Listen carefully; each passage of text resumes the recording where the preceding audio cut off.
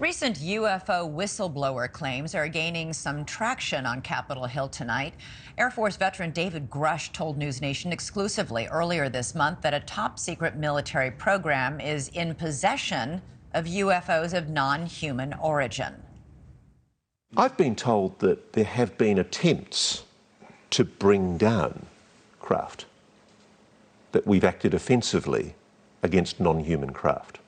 There have been instances, and there are certain techniques. Have human beings been hurt or killed by a non-human intelligence? While I can't get into the specifics because that would reveal certain U.S. classified operations, I was briefed by a few individuals on the program that there were malevolent events like that.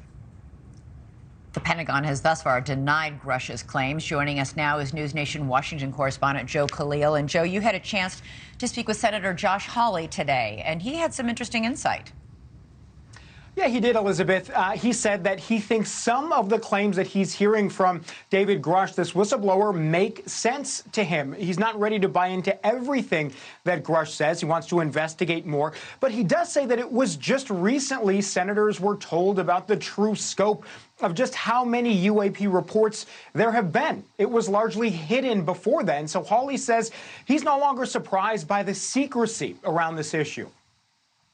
I was surprised when I learned that there were many of these unidentified and unaccounted for aerial platforms out there. Another lawmaker raising concerns related to whistleblower David Grush's allegation that the government maintains a secret UFO retrieval program and has close to a dozen aircraft in its possession not believed to be made by human hands. Senator Josh Hawley says he can't verify whether the UAP program exists, but says some of the claims Grush is making track with what Hawley's heard in briefings. He's saying that the government knows more about this than they had previously let on. That doesn't really surprise me, because it looks to me like the government has been tracking these UAPs for a long time now and has not been saying much about it. And while other senators have been more skeptical about Grush's allegations, if we'd really found this stuff, there's no way you could keep it from coming out.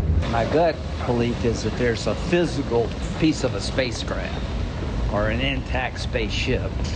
Would have known about it by now. Hawley says he doesn't buy that, telling NewsNation the government is good at hiding things when it really wants something to remain secret. If the UAP program really does exist, whistleblower Grush says very few people are made aware of it. Even those at the Pentagon who respond to UAP reports are in the dark, he says. I have plenty of current and former senior intelligence officers that came to me, many of which I knew almost my whole career, that confided in me they were a part of a program. They provided me documents and other proof that there was, in fact, a program that the UAP task force was not read into.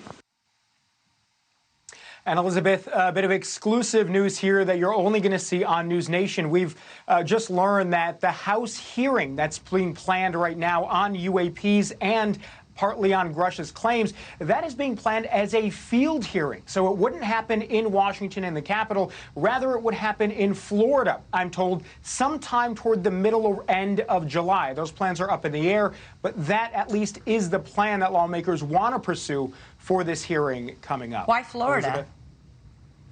You know, I'm not exactly sure why Florida. I know 2 of the 4 members of Congress who are really pushing for this are from Florida, but I'm not exactly certain why that state. We're just going to have to find out. We'll keep digging on that. Well, I hope it's more than they just want to sleep at home that night. All right, Joe Khalil, stay on top of it. Thanks so much. Thank you for watching. Go to newsnationnow.com to find NewsNation on your television provider. And don't forget to click the red subscribe button below to get more of NewsNation's fact-driven, unbiased coverage.